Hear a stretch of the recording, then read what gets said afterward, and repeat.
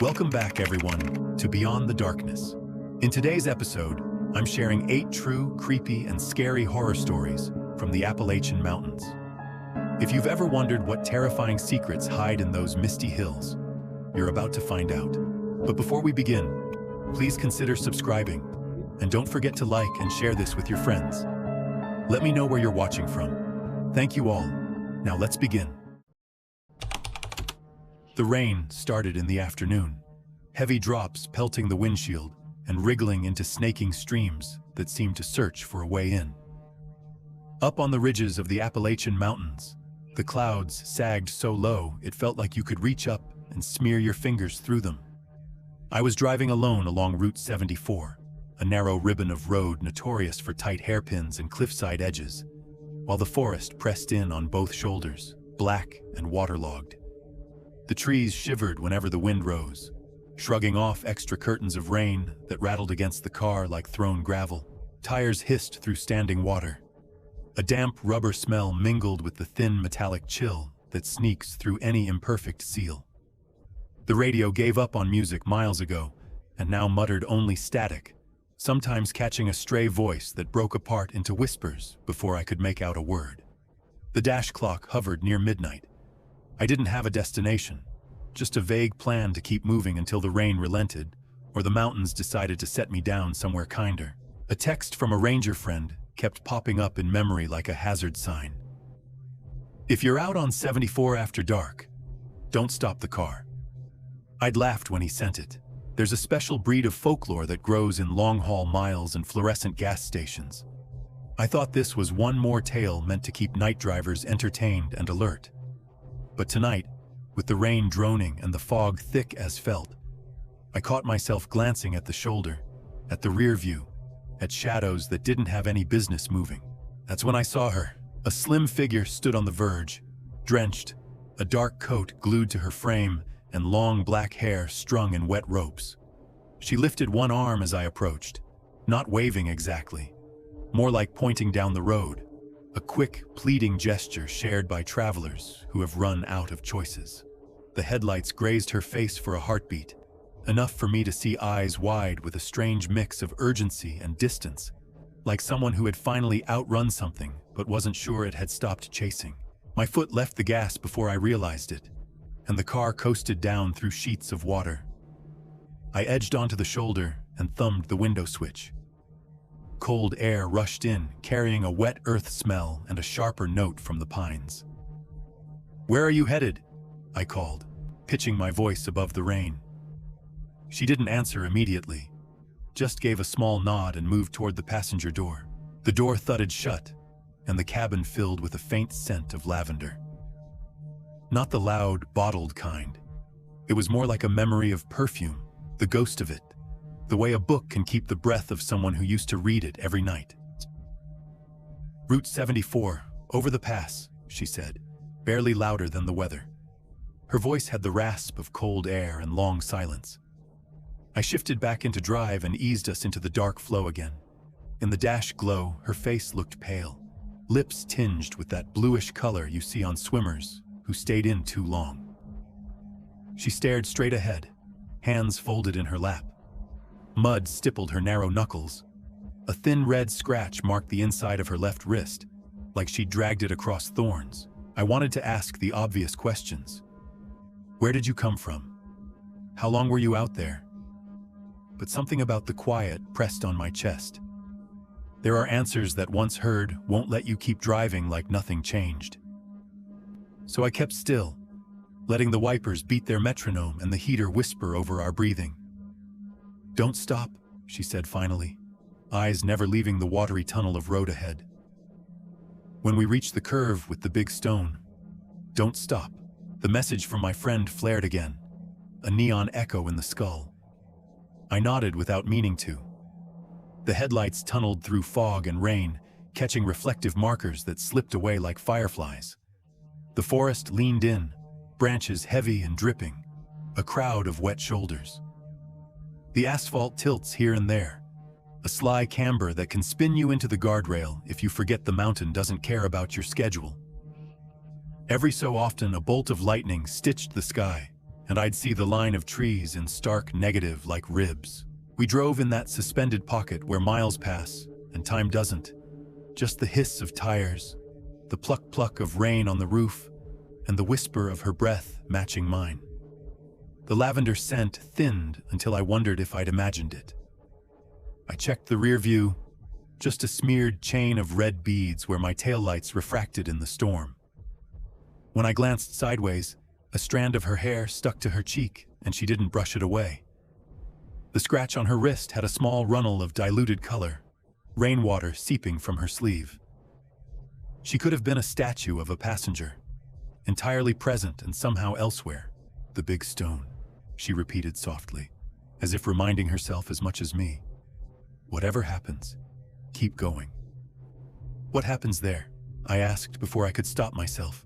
She didn't answer.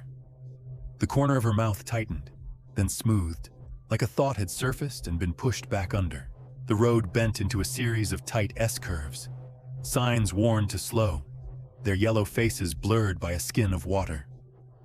Somewhere along these bends, every story of Route 74 clusters. Black ice in the wrong season, rock slides that show no fresh fracture. A man who hit the guardrail and swore it was because he saw someone standing in his lane, and, in the rain cleanup, nobody found footprints. I told myself I didn't believe any of it, but my fingers crept higher on the wheel, squeezing until the leather creaked. Then the headlights slid over it. A hulking gray boulder as tall as a car, parked hard against the inside wall of the curve like a tooth the mountain never lost. Water sheeted around it. The crown of the lane pitched slightly, inviting a skid. The rain changed pitch here, a heavier drumming, as if the storm had found something worth striking.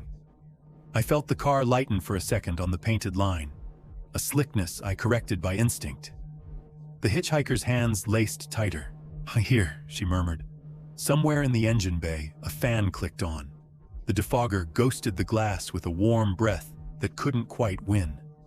I kept my foot feather-light, eyes fixed where I wanted the car to go. The boulder loomed. The forest felt closer. And though my mind scolded me for noticing anything but the road, some smaller, truer part of me became aware of a change in the air, like a room just emptied of a dozen people. The pressure lifting, the temperature dropping in the space they'd left. "Whatever happens," she said again, lower now, almost lost in the rain. "Don't stop." I swallowed hard and nodded. The curve tightened, the mountain waited, and we slid toward the stone. The boulder swelled in the headlights, water sluicing down its pitted face in silver threads. On the far side, the guardrail curved in a tight embrace against the cliff, beyond which there was only darkness. The hitchhiker sat rigid, shoulders squared but chin dipped, like a soldier bracing for incoming fire. My hands were locked on the wheel, knuckles paling, every muscle reading the wet asphalt for treachery. Then, just as we reached the boulder's shadow, the world seemed to exhale. The sound of the rain muted, though I could still see it coming down hard. It was as if we had slipped into a glass bubble, the storm raging outside but strangely muffled here. The headlights no longer felt like they were pushing back the dark. They felt swallowed by it. I caught movement in the corner of my eye. Reflex made me glance into the side mirror, and that's when I saw them. Figures. Several of them, standing in the lane we had just driven through. They were indistinct, blurred by the wet glass, but the posture was unmistakable. Upright, human, still. I blinked hard. For a second, the mirror showed nothing but spray from the tires. Then the shapes were there again, closer this time. Too close. The woman beside me whispered something I didn't catch, her voice too low, too fast. She wasn't speaking to me. She was speaking to herself, like someone repeating a prayer in the face of something inevitable. Her fingers dug into the seat cushion, leaving tiny crescents in the fabric. The steering wheel twitched under my hands. Not from the road. It was more like the car wanted to pull toward the inside shoulder, toward the boulder's looming bulk. I tightened my grip, forced the tires to track the curve cleanly. The guardrail's metal teeth gleamed just feet away. ready to bite if I misjudged. "Eyes forward," she said sharply, startling me. Her head was still fixed straight ahead, not once turning toward the mirror or the side windows. Her hair clung in damp strands along her jaw, hiding most of her expression, but I could see her mouth, set in a flat, tense line. "They'll follow if you look." My throat had gone dry. "Who?" I asked, though I already suspected the answer wouldn't help. "They'll make you stop," she said, and something in the way she said they hollowed the word out, turned it into a pit you could fall into. I wanted to ask more, but the car was almost past the stone. The sensation in the air changed again, pressure building in my ears like we were descending fast in a plane. The dashboard lights dimmed for a heartbeat, flickered back, and the radio's static hiss became a wet, gurgling tone that made my skin crawl. In the passenger seat, she suddenly drew in a sharp breath. "Don't!" The rest of the word was cut off as something slammed into the side of the car. Not enough to shove us offline, but enough to shudder through the frame. My head snapped toward the impact, instinct overriding her warning. For less than a second, the passenger side window filled with a face. Pale, wide-eyed, its mouth stretched too far, like the skin had forgotten where to stop. Rain streamed down its features, but the eyes stayed fixed. On me, not on her. And then it was gone, swallowed by the dark and the curtain of rain as the car surged past the boulder. The bubble of silence broke. The storm's roar came flooding back. I realized my foot was pressed hard on the accelerator. The road straightened slightly, giving me a glimpse of nothing but more darkness ahead. I risked a glance at her. She hadn't moved, but her breathing was faster now, shallow and measured. "You saw them," she said, not as a question. The word stuck. The image of that face, wrong in some subtle, gut-level way, burned behind my eyelids. "You can't stop now," she said. "Not until we're over the pass." The road climbed steadily now, each curve carving higher into the mountain's ribs. My pulse hadn't matched the rhythm of the wipers for some time. It beat faster, harder, as if trying to outrun whatever had pressed itself against the glass. The hitchhiker hadn't spoken again, but the stiffness in her frame told me she was counting the seconds. The fog thickened near the summit, curling low across the asphalt in pale ropes. The headlights tunneled through it in short, choked beams, revealing only enough road to keep me guessing what lay ahead. Somewhere beyond the hiss of the tires, I thought I heard something else, a faint tapping, like knuckles on glass. I couldn't tell if it came from outside or inside the car. We crested a sharp bend, and the forest broke open for a moment, revealing a sliver of empty air beyond the guardrail. That meant we were close to the pass. She shifted slightly, almost imperceptibly, like someone easing a weight off their chest. "You can slow now," she said, voice low but steady. "Just don't stop." I eased off the accelerator, feeling the car settle. The tapping noise faded, replaced by the steady drone of rain. The air inside the cabin felt warmer, more breathable, until I glanced at the dash clock and felt my stomach knot. It read the same time it had 10 minutes ago. I looked over at her to comment, but the seat was empty. No sound, no movement. Just the faint impression of her shape in the fabric, damp and darkened from her coat. The seatbelt lay slack against the doorframe. The lavender scent lingered, faint but unmistakable. I jerked my eyes to the windshield, the rear view, the side mirrors. Nothing. Only fog, rain, and the ribbon of road unraveling behind me. My breathing grew loud in the small space, each exhale tasting faintly metallic. For a moment, I considered pulling over. Logic clawed at me. Maybe she'd slipped out at the curve. Maybe I'd somehow missed it. But my friend's warning pulsed in my head. Don't stop the car. I drove the rest of the pass without music, without speaking, without daring to check the passenger seat again. When I finally reached a gas station on the other side, I pulled in under the humming fluorescence and stepped out into the shallow puddles. The rain had eased, but the air still carried that sharp mountain chill. I circled the car, half expecting to find mud prints, a handprint on the glass, something. But the only mark was a faint streak along the passenger side window, as if fingertips had trailed there for just a moment before disappearing into the storm. Later, I told myself she was a real person, that the figures in the mirror were just tricks of the rain, the face in the window a reflection distorted by fear. But even now, when I drive Route 74 and the weather turns, I can still smell lavender, faint and far away, like someone sitting beside me, waiting for the big stone to come into view again. I didn't stay long at the gas station. The fluorescent lights and hum of the soda cooler felt like an anchor to the ordinary world, and I knew if I lingered too long, I'd start convincing myself the last hour hadn't happened.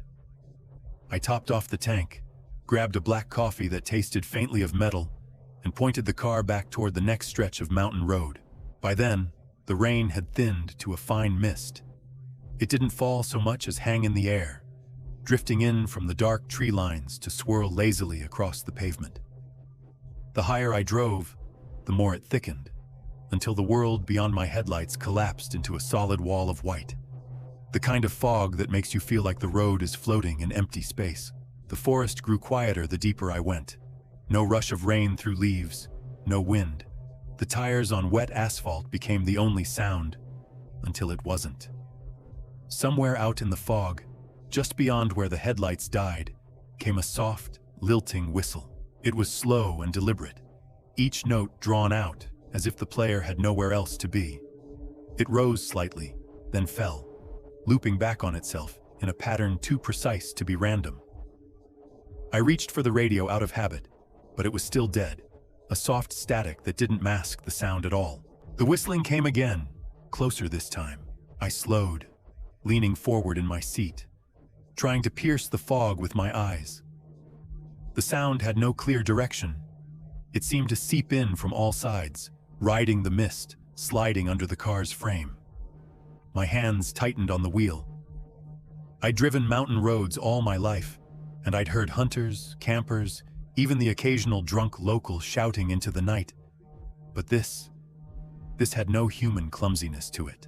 The whistle had patience. A shadow shifted in the fog ahead, or maybe it was just the mist curling over itself. I eased my foot onto the brake, and the sound stopped immediately. The silence pressed in so hard, I could hear my own heartbeat in my ears. Then, just as I started to move again, the whistle resumed. Right behind me, I jerked a look into the rearview mirror. Only white. The red glow of my taillights bounced back at me like eyes. My skin prickled. Every hair on my arms stood up. I pressed the accelerator, letting the engine's growl fill the cabin, but the whistling never faltered. It stayed with me, the exact same pace. Like it knew no matter how fast I went, it could keep up. Somewhere in the back of my mind, I remembered an old Appalachian story a coworker once told me, about something in the mountains that mimicked familiar sounds to lure you off the road. A baby's cry, your mother's voice, a friendly whistle. People followed it into the trees and were never seen again. I told myself that was nonsense, and yet, my grip on the wheel had gone stiff enough to ache. The road narrowed into a stretch with no shoulder, just a crumbling edge that dropped into darkness. I kept my eyes locked on the center line, forcing myself to ignore the way the fog swirled and pulsed, as if something were moving through it. The whistle had grown clearer now, less like a tune and more like a voice humming through pursed lips. Always 3 notes, repeated over and over. The first note held too long, like whoever made it was savoring each breath. Then, a break in the fog revealed a small gravel turnout ahead. My headlights caught the edge of a trailhead sign. The wood warped and half-rotted, its lettering erased by weather. The whistling shifted, growing warmer, almost coaxing, and for the first time, I could tell where it came from. Straight down that trail. I don't know what made my right hand reach for the turn signal. Reflex, maybe. Or maybe something in the sound itself was tugging at my muscles, urging me to step off the asphalt and into the white. The fog was thinner just beyond the sign, and in its place was a faint, almost golden glow, like lantern light. The coffee cup in my holder trembled with the idling engine. My chest tightened. Against my better judgment, I slowed, tires crunching faintly over the gravel lip. The moment I did, the whistle changed, slipping upward into a series of quicker notes, pleased, expectant. It was the first hint of emotion I'd heard in it, and that made it worse. I edged forward into the turnout. The glow in the trees ahead shimmered like it was reflecting off water. I leaned forward, squinting into the mist, and saw movement. A figure stood just beyond the first line of trees, slender, still, wearing what looked like a hooded coat. Their head was tilted slightly, as if listening.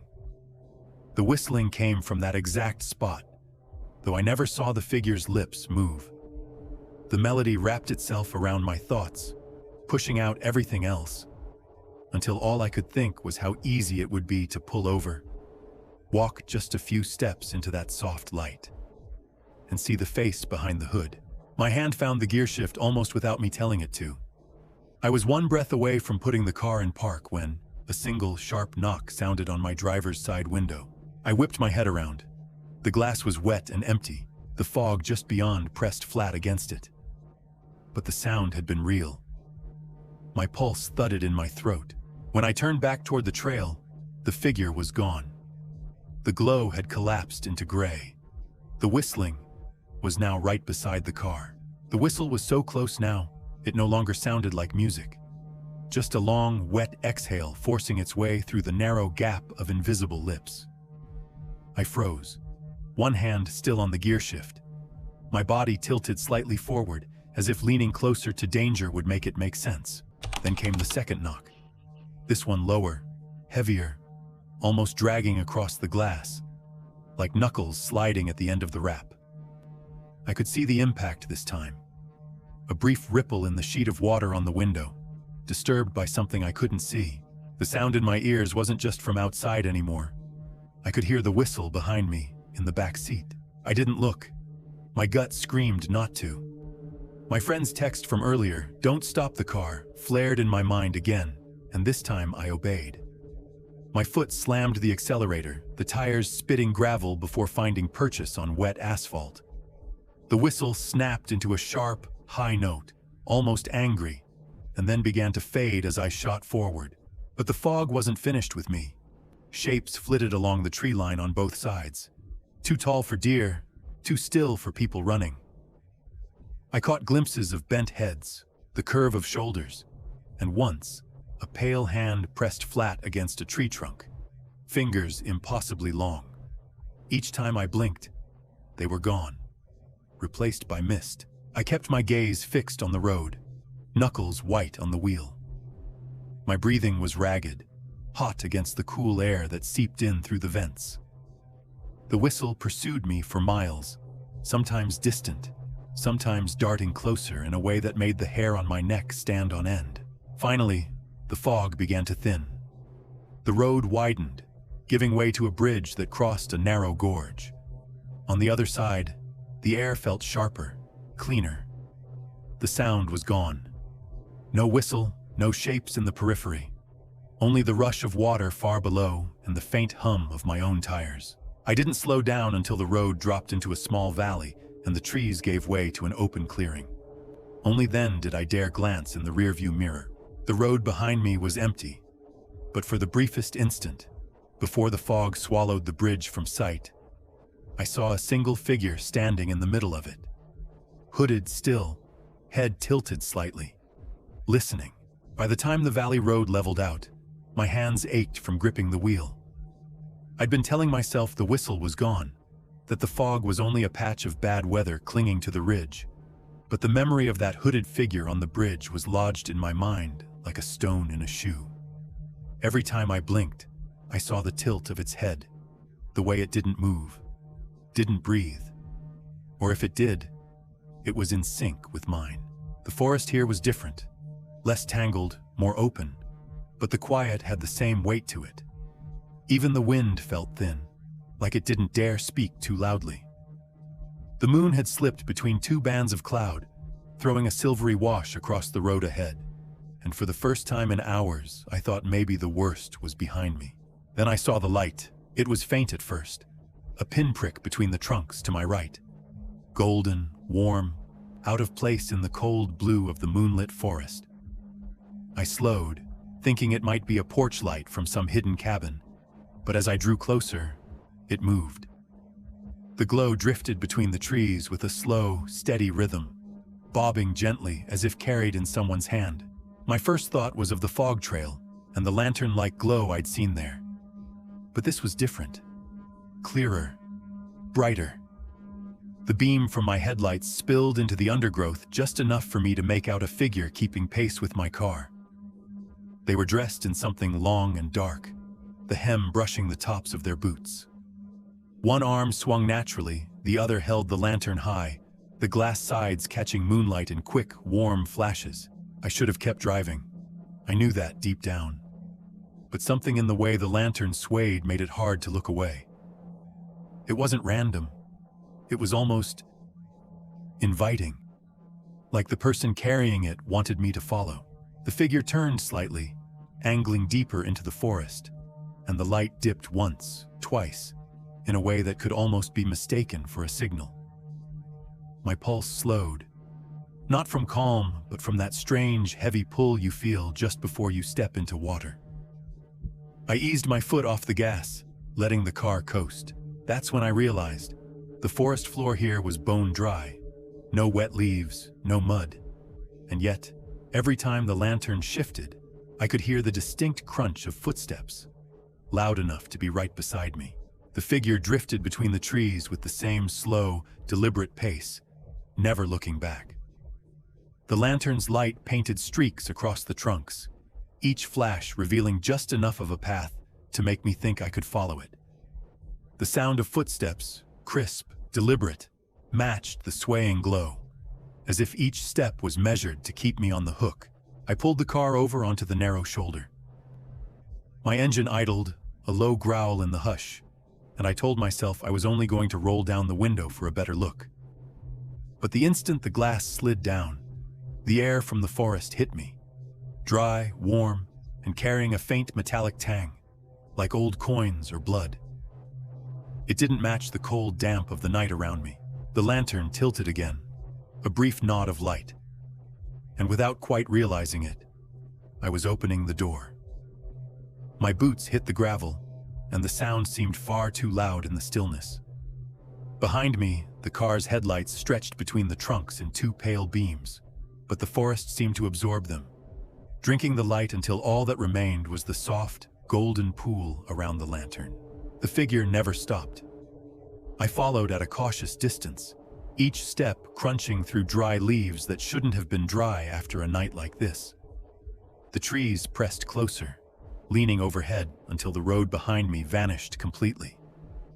My breathing grew shallow, my ears attuned to the steady rhythm of his boots ahead of me. Every now and then, the lantern light would catch his profile, a sharp nose, a brimmed hat pulled low, and skin so pale it almost glowed. He walked like someone who knew every root and dip of this forest, never hesitating, never glancing at obstacles. After what felt like 5 minutes, I realized I hadn't heard my own footsteps for a while. I looked down. My boots were still moving, still touching the ground, but there was no sound. Only his. I slowed. He didn't. When the gap between us widened to a few yards, he finally stopped. The lantern lifted high, spilling light over a small clearing. In its center stood a weathered milestone marker, the kind you see on century-old maps. Half-buried, moss-eaten, the carved numbers worn smooth. He turned toward me for the first time. The hat's brim hid his eyes, but I could see the sharp smile stretching his mouth. He tilted the lantern once more, inviting me forward. And though my instincts screamed to run, my legs carried me 2 steps closer before I could stop them. The lantern's glow seemed to grow stronger now, pressing back the darkness in a perfect circle. The milestone marker at its center looked older the closer I got. Stone chipped, lichen clinging to its edges, numbers eroded into indecipherable scars. The air was heavier here, warm and dry like the breath of a sealed attic. The lantern man didn't speak. He simply held the light higher, tilting his head as though waiting for me to step inside the circle. My boots stopped just shy of the boundary, where his glow faded into the dark. That's when I noticed the ground. The leaves inside the lantern's circle weren't brown or gold. They were blackened, brittle, as though scorched.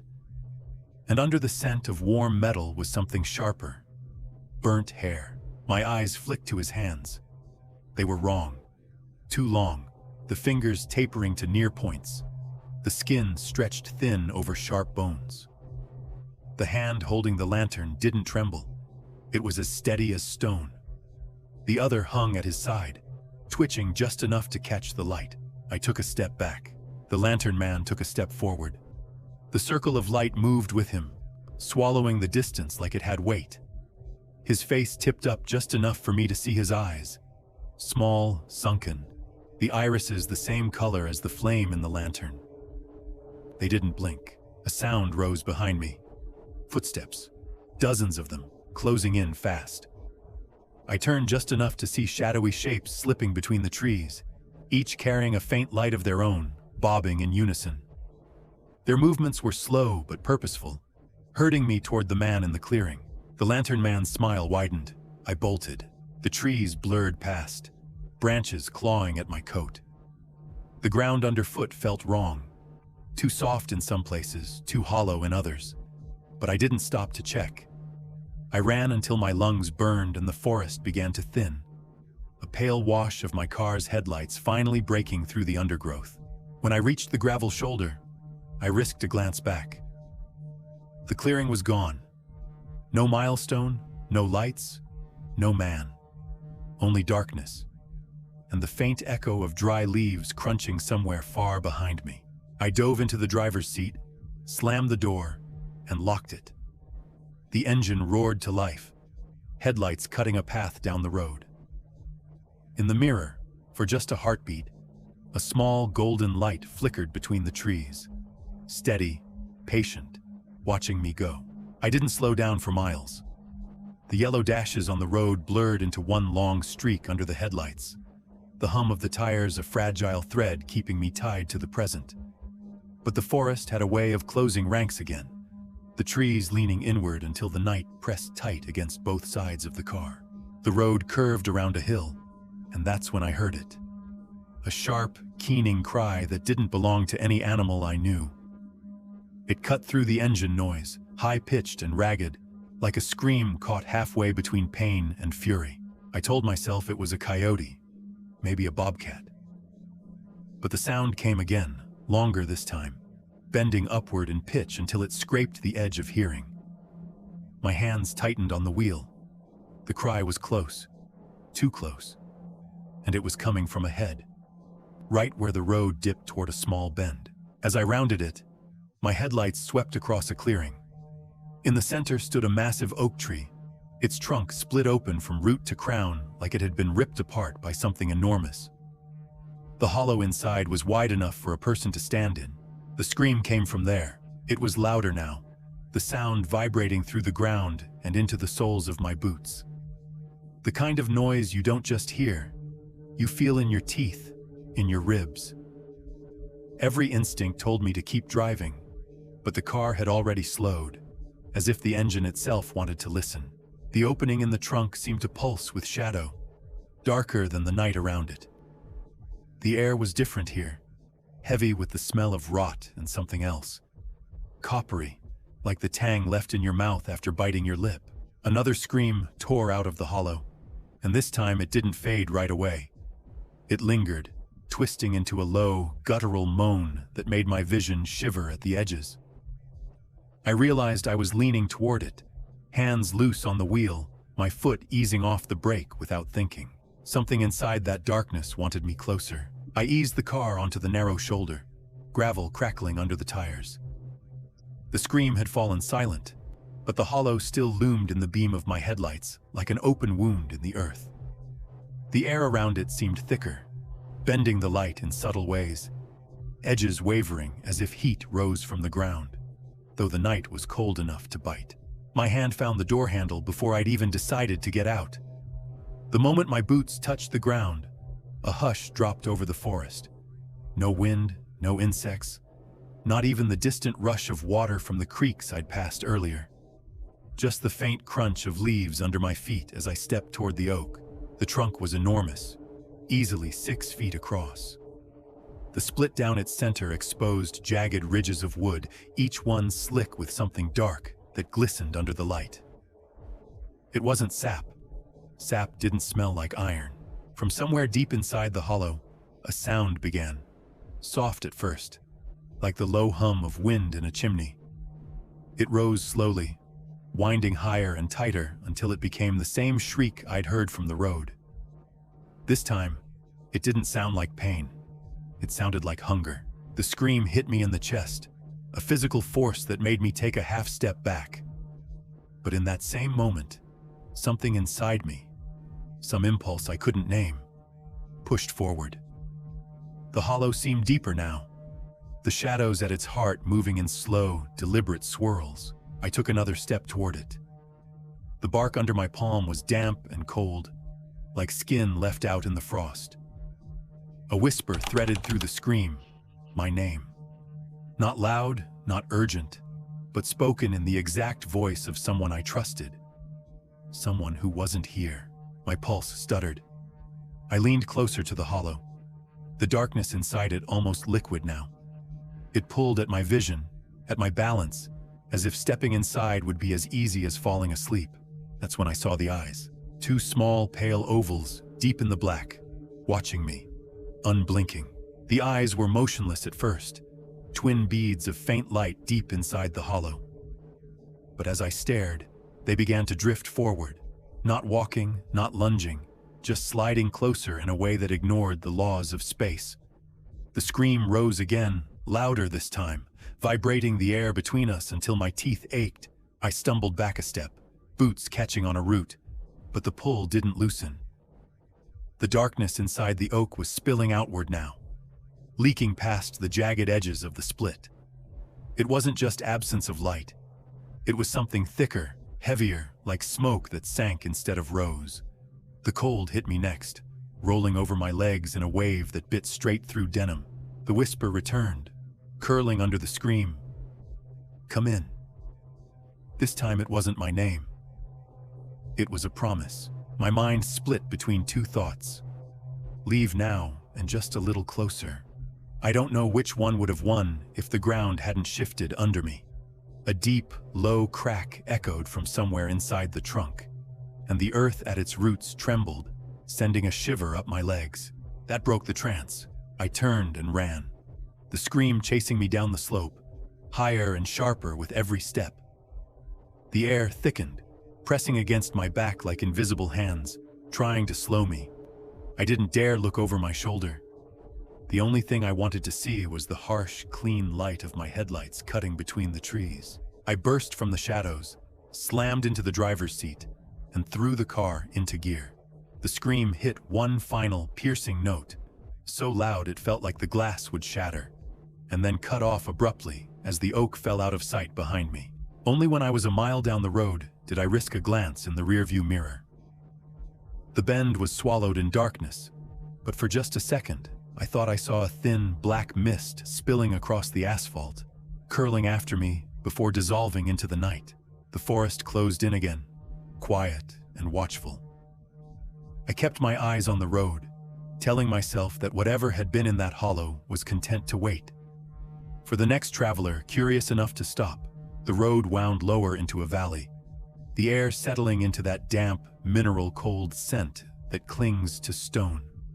Moonlight caught on a slope to my left, revealing the jagged black mouth of an old coal mine cut into the hillside.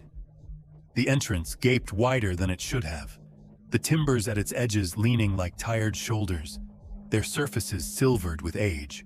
A rusted chain sagged across the opening, the sign hanging from it bleached blank by decades of weather. I might have kept driving, should have, but as my headlights swept past, something moved inside. Not a person, not an animal. Just a shadow, slipping against the far wall in a way that ignored the beam of my lights. It didn't shrink or stretch. It slid. The engine idled as I sat there in the middle of the road, staring into that black. My rational brain told me shadows can't move on their own, that it was a trick of the light. But the longer I looked, the more certain I became that it was aware of me. The mine exhaled. That's the only way I can describe it. A slow push of air from deep within, colder than the night around it, carrying the scent of wet stone and something sharper underneath, like iron and oil. My breath smoked in the headlights. The shadow slid forward again, clinging to the wall but somehow drawing closer. Before I knew it, I'd pulled the car onto the gravel shoulder and stepped out. My boots crunched softly, each step matched by a faint metallic scrape from within the mine, like chains being dragged across rock. The sound stopped when I stopped. The chain at the entrance was rusted enough to crumble if I pushed it. I didn't. I stood there, inches from the threshold, feeling the cold seep into my bones. Somewhere in the dark, deeper than the first bend, something moved. Too big to be a rat. Too slow to be a person. My eyes strained to find shape in the void, but there was only the absence of light, and the sense that whatever it was had just turned to face me. The first step over the threshold was like walking into another season. The air inside the mine was colder, denser, clinging to my clothes with a damp weight. The beam from my flashlight barely reached the walls, the black swallowing it almost instantly. The floor was uneven, a patchwork of gravel and rotted timbers, each one groaning softly under my weight. The metallic scrape began again, faint and steady, somewhere deeper in. I tried to tell myself it was water dripping onto loose metal, but the rhythm was too deliberate.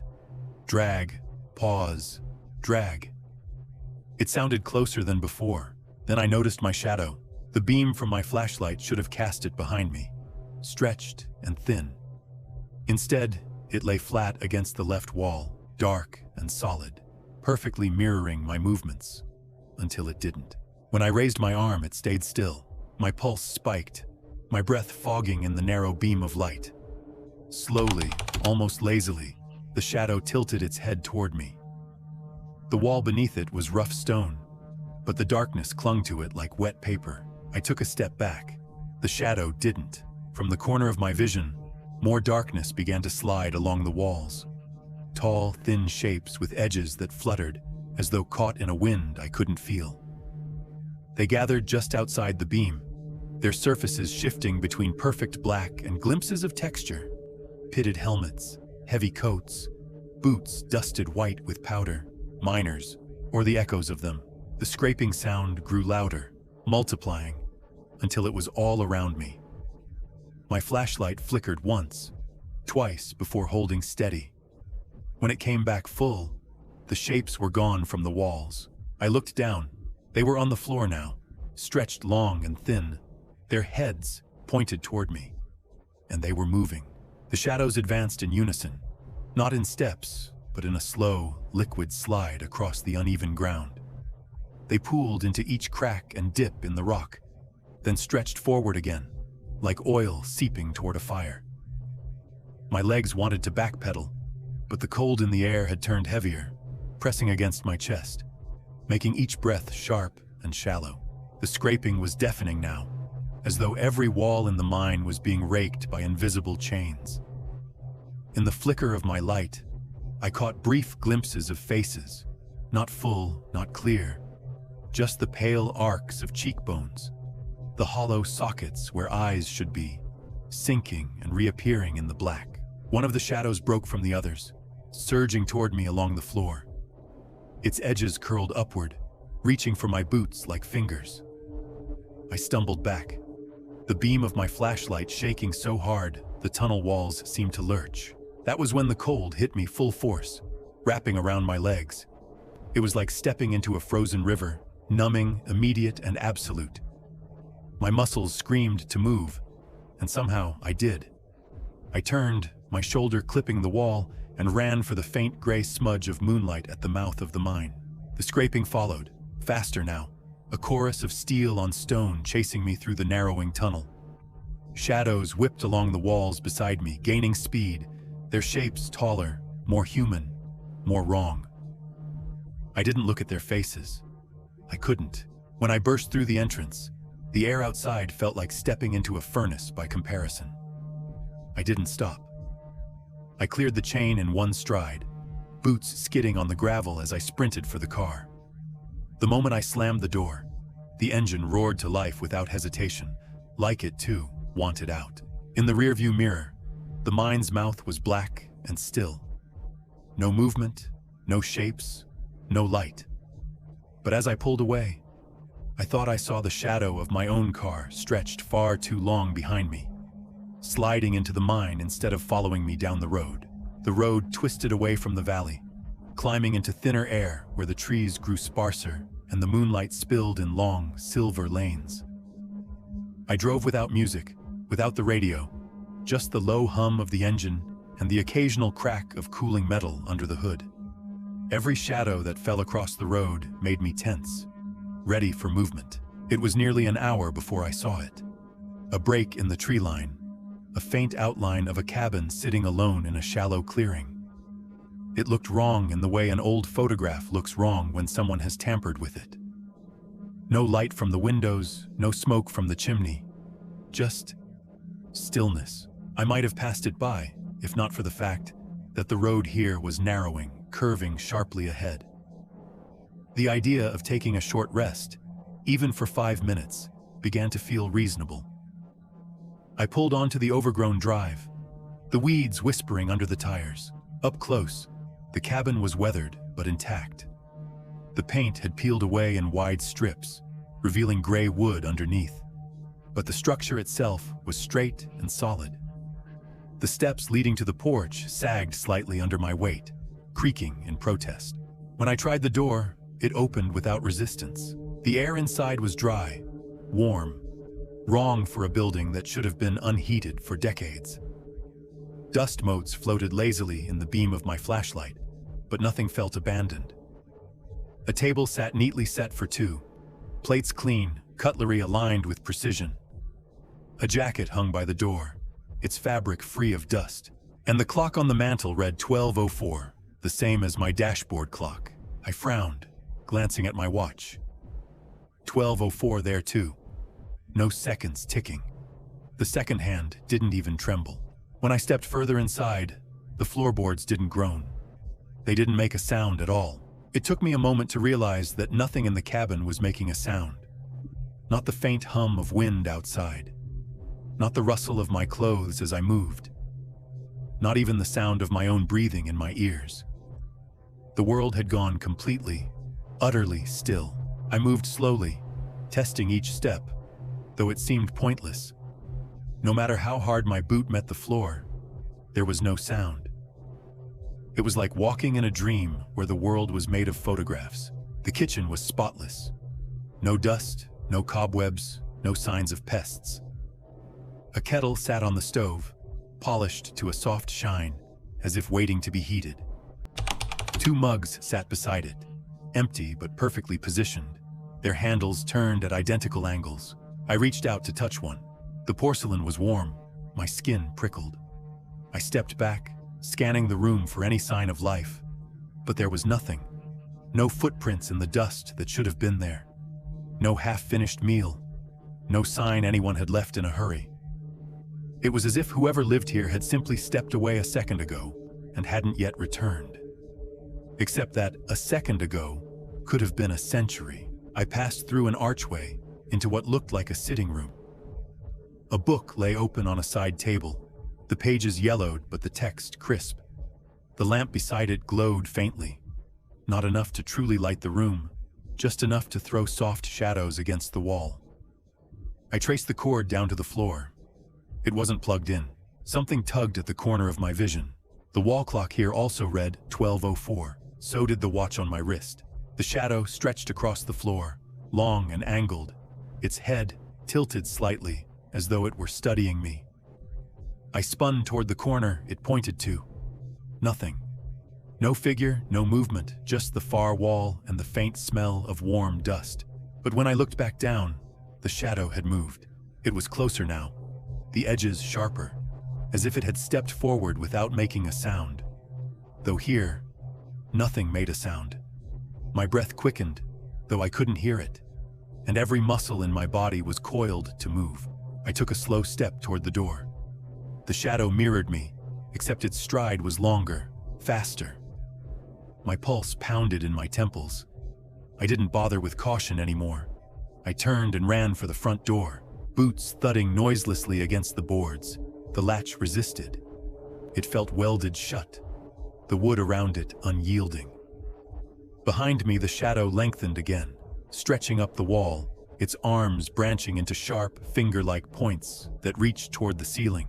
The light in the room flared blindingly white.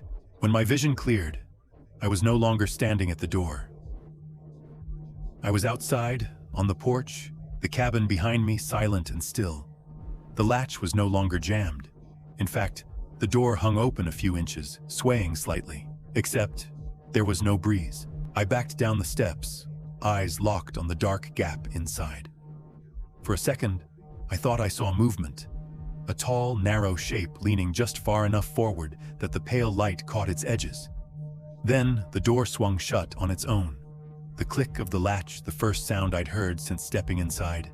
I didn't wait. I was back in the car, engine roaring, the cabin shrinking in the rear view until it was swallowed by the trees.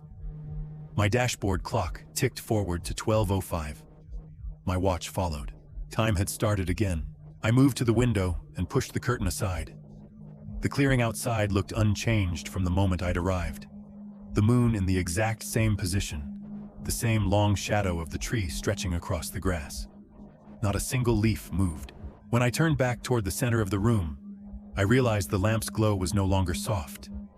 It was brighter, sharper, casting long, strange shadows across the floor. One of them wasn't shaped like any piece of furniture in the room.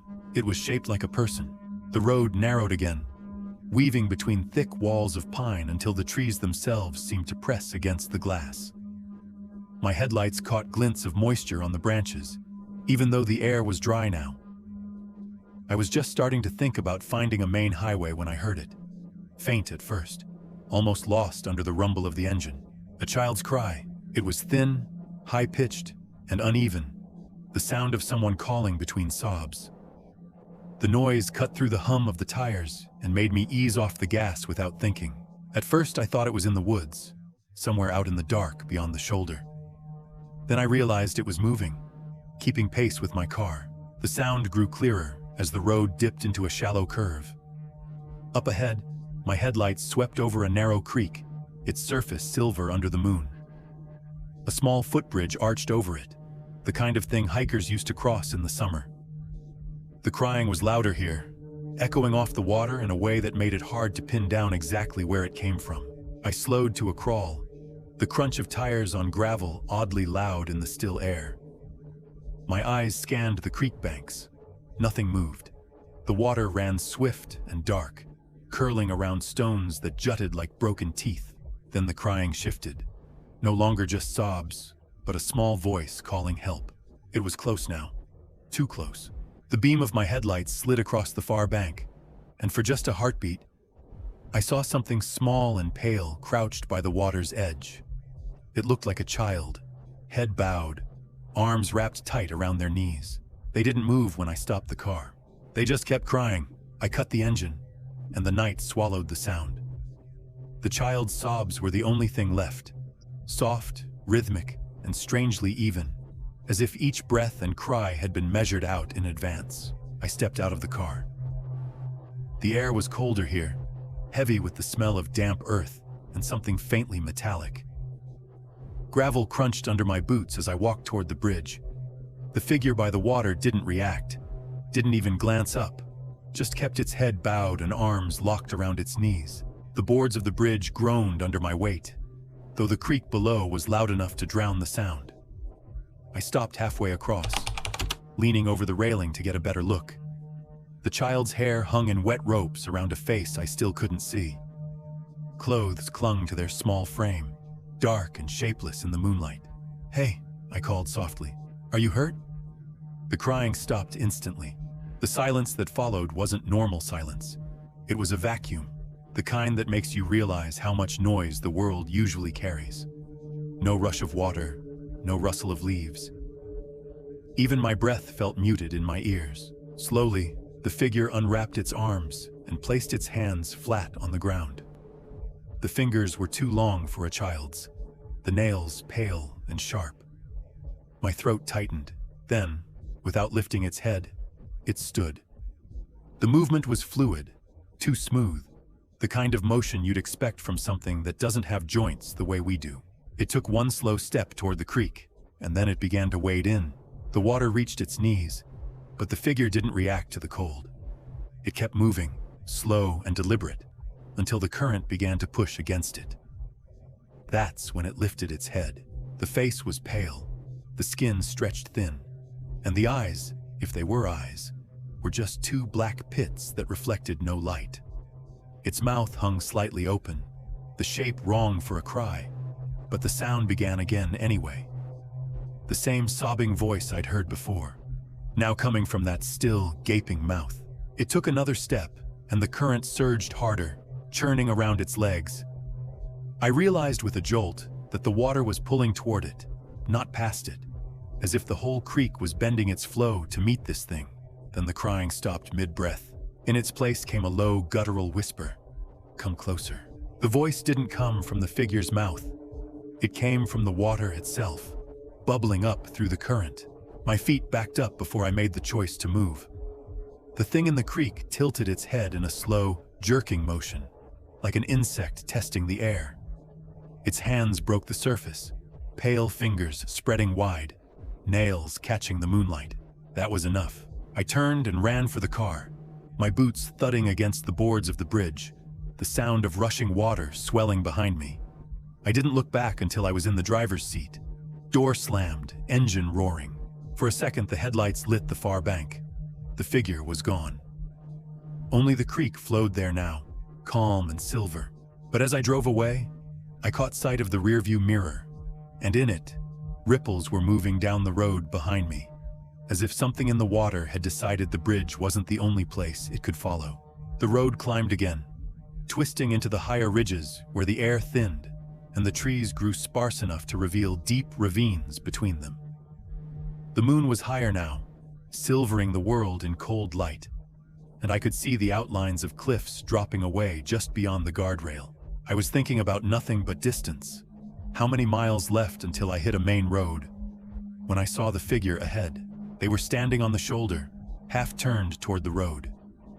The first thing I noticed was their posture, casual, almost relaxed. The second was their face. It was someone I knew, not just vaguely familiar. Exactly familiar. A friend I hadn't seen in years. Someone who lived hundreds of miles from here. Someone who had no reason to be on a back road in the middle of the Appalachian Mountains at night. They smiled when they saw me, raising a hand in an easy wave. My grip on the wheel tightened.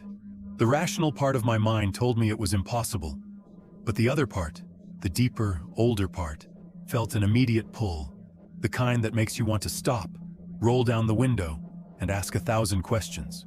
I slowed without meaning to. They stepped closer to the edge of the road, keeping their eyes locked on mine. The smile never wavered, but it didn't reach the eyes. And the longer I looked, the more those eyes seemed wrong, too reflective, too fixed. They gestured toward a narrow dirt track leading away from the road, down into a steep ravine. I glanced at it. It was almost invisible in the moonlight, just two worn tire ruts vanishing into the trees. When I looked back, they were closer. Too close for the time I'd looked away. The smile widened, but their lips didn't quite match the movement, like the skin was stretching to fit the expression. They took a step onto the dirt track and looked back at me, tilting their head in that universal gesture for follow me. Something in the way they moved was wrong. Too smooth at first, then jerky, like a puppet string had snagged and been pulled free. I cracked the window, just enough to hear their voice if they spoke. They didn't. They just stood there, waiting. The moonlight caught their face, and I realized the skin was too uniform. No pores, no lines, no blemishes. It was the memory of a face, not the real thing. My stomach turned. Still, my foot eased onto the brake, the car slowing to a crawl as I drew even with the entrance to the track. The trees on either side leaned inward, their branches tangled overhead, making a dark tunnel. Somewhere far below, I could hear the faint rush of water. They started walking again, deeper into the ravine path. For a moment, they moved exactly like my friend. Same stride, same way of swinging their arms. But then their right leg bent too far backward at the knee before snapping back into place. I froze. They turned to face me fully. The smile was still there, but the mouth was wider now, too wide. And the teeth were small, identical, and perfectly square. The eyes caught the moonlight again, and this time, I saw they weren't reflecting it. They were emitting it, a faint, cold glow. The water sound grew louder. Or maybe it was something else, deep and rushing, waiting below. They took another step toward me, and the shape of their body shivered, like heat waves over asphalt, blurring the edges. For just a second, I saw something taller, leaner, and hunched beneath the skin of my friend's likeness. The shimmer in its outline deepened, the familiar face melting as though the skin were soft wax left too close to a flame. The eyes slid downward, the smile split higher into the cheeks, and the head seemed to stretch, elongating until it no longer resembled anything human. Its legs bent the wrong way, joints clicking audibly even from where I sat. The arms lengthened, fingers tapering to points that scraped the gravel. The glow from its eyes dimmed, replaced by a darker light, like looking into a deep well at night. It took another step toward the car, and this time, the sound of rushing water below the ravine swelled into something else entirely, a low, hungry roar. My instincts screamed that if it reached me, I wouldn't just be pulled into the ravine, I'd be pulled out of the world altogether. I slammed the car into reverse, tires spitting gravel. The thing reacted instantly, lurching forward with a speed that shredded the air between us. For one terrible second, its hand slammed against the hood, fingers leaving dark streaks like oil that smoked in the moonlight. I floored it. The car fishtailed, engine roaring, the tires finding grip just as the creature's other hand swept through the air where my windshield had been a moment before. The dirt track and the ravine dropped out of sight as I reversed back onto the asphalt, spun the wheel, and shot down the road. In the rearview mirror, the figure stood at the mouth of the track again. Perfectly still, perfectly human-shaped once more. Watching. I didn't stop until the mountains fell away and the first pale streaks of dawn touched the sky. Only then did I realize my hands were still locked white on the wheel, and the oil-like streaks on the hood were gone, as if they'd never existed. But I know they had.